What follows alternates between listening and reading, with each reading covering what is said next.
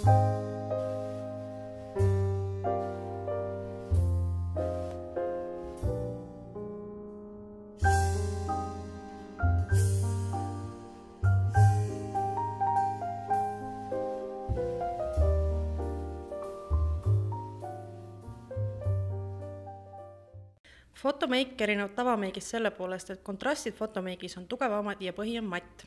Artecos on spetsiaalsed tooted, mis on mõeldud foto- ja telemeigi tegemiseks. Sari pole mõeldud ainult professionaalsetele jumestajatele, vaid ka tavainimesele, sest seda on kerge kasutada. Tehes meigi põhja tuleb kindlasti kasutada tolmpuudrit, et nägu ei läigiks, ja päikesepuudrit näo modelleerimiseks. Põsepuna võib panna rohkem kui igapäevameigis, sest tulemus pildile jääb heledam. Samuti tuleb teha ka tugevam silmameik kui muidu.